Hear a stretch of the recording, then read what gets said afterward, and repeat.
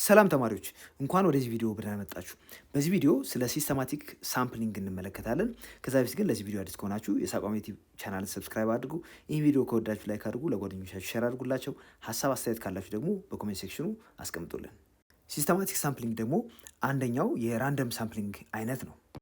ሲስተማቲክ ሳምፕሊንግ የራንደም ሳምፕሊንግ አይነት ሆኖ ከአንድ ፖፑሌሽን እንዴት ሳምፕል መምረጥ እንደምንችል የምናይበት ሜተድ ነው። ሶ ሲስተማቲክ ሳምፕሊንግ ኢዝ አናዘር ራንደም ሳምፕሊንግ ቴክኒክ used for selecting a sample from population. In order to apply this method, you take the following steps. በመጀመሪያ ያለው ፖፑሌሽን ሳይዝ ወይም ካፒታል ኤን የምንለው እሱ መታወቅ አለበት። በመቀጠል የምንፈልገው ሳምፕል ሳይዝ ስሞል ኤን ነው። እነዚህን ካወቅን በኋላ ኬ እኩል ይሆናል ኤን ሲካፈል ኤን የሚባል ቁጥር እሱ ኢንተርቫሉን የሚነግረን ስለሆነ እሱ ማግኘት አለብን። ሶ ኢፍ ኤን ኢዝ ሳይዝ ኦፍ ዘ ፖፑሌሽን ኤንድ ስሞል ኤን ኢዝ ሳይዝ ኦፍ ሳምፕል ዘን ዊ ዩዝ k which equals capital N divided by small n for a sampling interval. ሳምፕሊንግ ኢንተርቫሉ k ነው ካልን k እንግዲህ የሚገኘው ፖፑሌሽን ነምበር ሲካፈል ለሳምፕል ነምበር አድርገን ነው። ከዛ አርቢትራሪ የሆነ አንድ ቁጥር እንመርጣለን። አፍተር ዲስ ዊ አርቢትራሪ ሴሌክት ዋን ነምበር ቢትዊን ዋን ኤንድ ኬ የመጀመሪያው ኢንተርቫል ላይ ማለት ነው። ዋንስ ያን ቁጥር ከመረጥን በኋላ በየኬ ኢንተርቫል ቀጥሎ ያሉትን የሳምፕሉ አባላት እንመርጣለን ማለት ነው። and then every next sample member is selected by considering the next k member after the selected one. ስለዚህ ሴሌክት ካረግነው ላይ k እየደመርን ቀጥሎ መመረጥ ያለበትን የሳምፕሉን አባል እንወስዳለን ማለት ነው። ሲስተማቲክ ሳምፕሊንግን እንዴት መጠቀም እንደምንችል ቀጥሎ ባለው ምሳሌ እንመልከት። ኤግዛምፕል 3 in a class there are 110 students with class list numbers written from 1 to 110. You need to select a sample of 10 students. How can you apply systematic sampling technique ይለናል።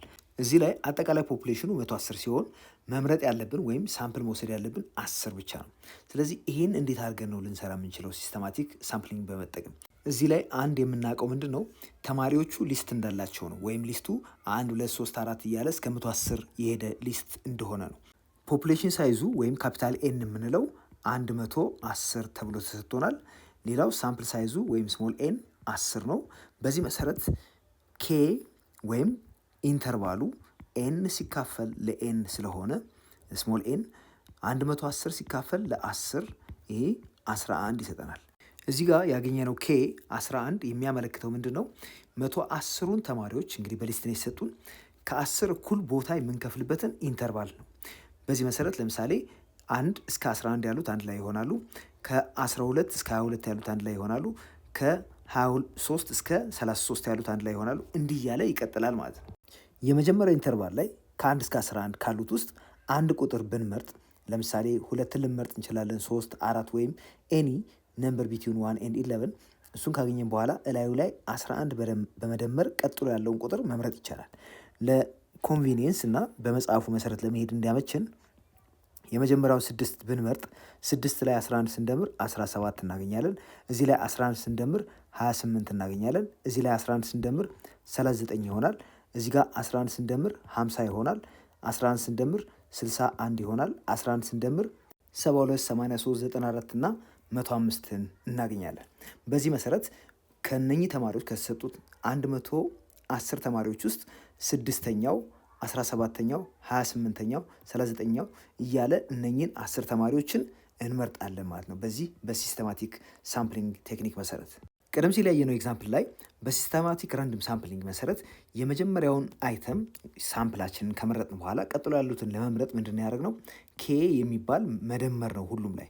ይህን ፎርማላይዝ ስናደርገው ኤስኤን ለምሳሌ ኤን ሳምፕል ሜምበር ቢሆን እሱን ለማግኘት ምንድነው የምናደርገው? የመጀመሪያ የመረጥነው ሳምፕል ሲደመር ኤን -1 ይሄ እንግዲህ የሚገኝበት ኢንተርቫል ነው ሲባዛ በኬ እናድርገዋለን። ኤግዛምፕሉ ላይ እንዳያችሁት ኤስ1ን 6 አድርገን ነበር የወሰድነው። እዚህ ላይ 11 በመደመር ሁለተኛው 17 ይመጣል፣ ሶስተኛው ደግሞ 28 ይመጣል ብለን ነበር። ይህን እንግዲህ እያንዳንዱ ላይ 11 11 እየደመርን ነበር ያገኘነው። ወደዚህኛው ፎርሙላ ስንቀይረው የመጀመሪያው ኤስ1 6 ስለነበረ ኤስ2ን ለማግኘት የምናደርገው ምንድን ነው የሚሆነው?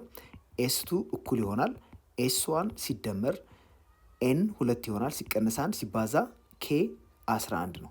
በዚህ መሰረት ኤስ1 6 ሲደመር 2 ሲቀነስ 1 ሲባዛ በ11 ይሄ 17ን ይሰጠናል። ኤስ3ም እንደዚሁ ኤስ1 ሲደመር 3 ሲቀነስ 1 ሲባዛ በ11 እናደርገዋለን። 6 ሲደመር 3 ሲቀነስ 1 2 ነው። 2 ሲባዛ በ11 22 ይመጣል። የዚህ ድምር ደግሞ 28 ይሰጠናል። በተመሳሳይ ሁኔታ 10ኛውን ሳምፕል ማግኘት ብንፈልግ የምናደርገው ኤስ1 ሲደመር 10 ሲቀነስ 1 ሲባዛ በ11 ነው የምናደርገው። ይህ ማለት 6 ሲደመር 9 ሲባዛ በ11 99 ይሆናል። የዚህ ድምር ደግሞ 105 ነው። ይህን ካስታወሳችሁት የመጨረሻ የመረጥነው አይተም 105ኛው አይተም ነበር። የሲስተማቲክ ሳምፕሊንግ አድቫንቴጁ ምንድነው? ኢት ኢዝ ኢዚ ቱ ኤክስኪዩት ኤንድ አንደርስታንድ፣ በቀላሉ ሊሰራ የሚችልና አንደርስታንድ ለማድረግም የማያስቸግር ነው። ሌላው ኮንትሮል ኤንድ ሴንስ ኦፍ ደ ፕሮሰስ ነው። ሌላው ክላስተር ሴሌክሽን ኤሊሚኔትድ፣ አንድ አካባቢ ያሉ ሳምፕሎችን እንዳንመርጥ ያስችለናል። ሌላው ሎው ሪስክ ፋክተር አለው። ሊሚቴሽኑ ደግሞ ኢት አሲዩምስ ዘ ሳይዝ ኦፍ ዘ ፖፑሌሽን ካን ቢ ዲተርሚንድ፣ ፖፑሌሽኑ ሳይዝ ዲተርሚን ይደረጋል ብሎ ማሰቡ ነው። አንዳንዴ ፖፑሌሽን ሳይዝ ዲተርሚን ማድረግ የማንችልበት ሁኔታ ሊኖር ስለሚችል። ሌላው ኒድ ፎር ኤ ናቹራል ዲግሪ ኦፍ ራንደምነስ፣ ያው ናቹራል ዲግሪ ኦፍ ራንደምነስ ከሌለ በዚህም ሴሌክሽን ሪፕሬዘንታቲቭ የሆነ ሳምፕል ላንመርጥ እንችላለን። ያ አንደኛው ሪስክ ነው። ግሬት ሪስክ ኦፍ ዳታ ማኒፑሌሽን፣ ዳታ ማኒፑሌሽን ለምሳሌ አሬንጅ ሲደረግ የአሬንጅመንቱ ላይ ማኒፑሌት ሊደረግ ስለሚችል ይሄ አንደኛው ሪስኩ ነው። ኤክሰርሳይዝ 329 ኩዌስችን 1 ዩ ዋንት ቱ ኖው ሃው ሜኒ ወርድስ ኦን አቨሬጅ አር ሊስትድ ኦን ዋን ፔጅ ኦፍ ኤ ዲክሽነሪ። በዲክሽነሪ ላይ ኦን አቨሬጅ በአንድ ፔጅ ላይ ምን ያክል ወርዶች እንዳሉ ማወቅ ነው የተፈለገው። The dictionary has 1200 pages in total. You have decided to select 20 pages as a sample for your survey. እንግዲህ ያሉት በአጠቃላይ 1200 ፔጆች ሆኖ በሳምፕል ውስጥ ግን ማካተት የፈለግነው ሰርቬይ ውስጥ 20 ፔጆች ብቻ ነው። Supposing you apply the systematic sampling technique, answer the following questions. ሲስተማቲክ ሳምፕሊንግ ቴክኒክን ተጠቅመናል ብለን ብናስብ ቀጥሎ ያሉትን ጥያቄዎች አብረን እንመልስ። ኤ ዋት ኢዝ the sampling interval ይለናል። ሳምፕሊንግ ኢንተርቫሉን ለማግኘት በመጀመሪያ ፖፑሌሽን ሳይዙን ማወቅ አለብን። አጠቃላይ ያለው ፔጅ 1200 ፔጅ ነው። ይሄ ፖፑሌሽኑ ነው። መውሰድ የፈለግነው ደግሞ ሳምፕል ሳይዛችን 20 ፔጅ ነው መውሰድ የፈለግነው።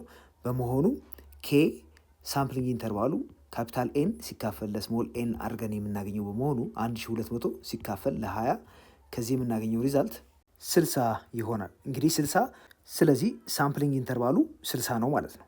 ቢ if you have chosen 13 as the first number, list all the page numbers to be selected as a sample ይለናል። የመጀመሪያው ሳምፕል ኤስ1 ነው ብንል ኤስ1 13 ተደርጎ ተሰጥቶናል። ሳምፕሊንግ ኢንተርቫሉ ደግሞ ኬ 60 ስለሆነ አሁን ጀነራል ሩል አለን። ኤስኤን እኩል ይሆናል ኤስ1 ሲደመር ኤን ማይነስ 1 ሲባዛ በኬ አድርገን ማግኘት ስለምንችል ይህን ሩል ተጠቅመን ሪዛልቱን እናስቀምጥ። አሁን ኤስ2 ኤስ1 13 ነው ሲደመር እሱ ላይ 60 መደመር ወይም ደግሞ 2 ሲቀነስ 1 ሲባዛ በ60 ማድረግ ይቻላል። የዚህ ሪዛልት 73 ይመጣል። ኤስ3 እንደዚሁ በተመሳሳይ ሁኔታ ኤስ1 13 ነው ሲደመር 3 ሲቀነስ 1 ሲባዛ በ60 እናደርገዋለን። ይሄ 120 ላይ 13 መደመር ስለሆነ 133 ይሰጠናል። ኤስ4 እንደዚሁ 193 ይመጣል። ሌሎችም በተመሳሳይ ሁኔታ ማለትም 20ዎቹም ሳምፕሎች በዚህ መንገድ ካልኩሌት ሊደረጉ ይችላሉ።